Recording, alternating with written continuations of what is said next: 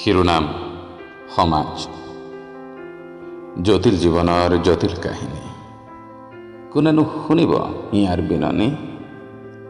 আমিবোৰে হাঁহি থকা দেখি মানুহবোৰে প্ৰশ্ন কৰে, আমিবোৰ চঞ্চল নেকি?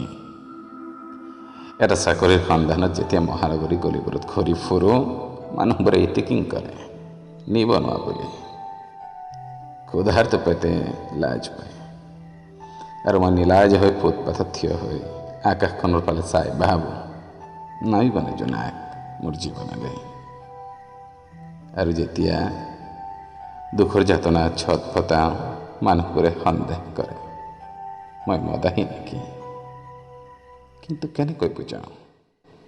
এটা চৰকাৰী চাকৰিৰ ষ্টিকাৰে মোক মোৰ জীৱনৰ সংজ্ঞা দিব নোৱাৰে।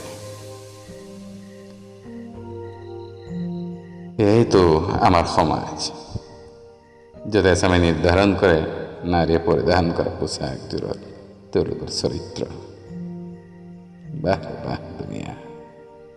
একবিংশ শতিকাৰ দুৱাৰ দলিত এছামক দেখি প্ৰশ্ন হয়, কোন দিশে ধাৱমান মানৱ জাতি?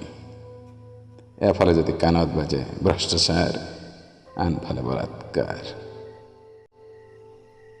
হিংসাৰ মুদ্ৰাটো লুটিয়াই দিলে আৰম্ভ হয় হত্যাৰ দাৱানল। আৰু চৌদিশে কেৱল অন্ধকাৰ আৰু অন্ধকাৰ। আৰু তাৰ মাজতে এছাম, জগতক উদ্ধাৰ কৰা ধৰ্মৰ পূজাৰী। আনৰ হাতে নাখায় ধৰ্ম হানি হ'ব বুলি কোন দিশে ধাৱমান মানৱ জাতি? এৰা আমিবোৰতো অৰ্থহীন, যাৰ পকেটে ঢুকি নাপায় আবেগবোৰ, যাৰ পকেটে ঢুকি নাপায় সমাজৰ ৰাজনীতি। আমিবোৰ ঘূৰি ফুৰি অলিয়ে গলিয়ে ফুটপাথে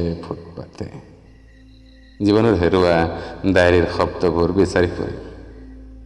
তথাপি মানৱতাৰ খাতিৰত এবাৰ নহয় হেজাৰ বাৰ ওখ ওখ অট্টালিকাবোৰৰ ফালে চাই চিঞৰিব মন যায়, পথৰ ভিক্ষাৰীবোৰ মানুহ নহয় নেকি?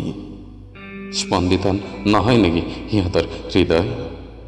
সৰু সৰু মানুহবোৰৰ আবেগ নাথাকে নেকি? নোলায় নেকি সিহঁতৰ চকুলো?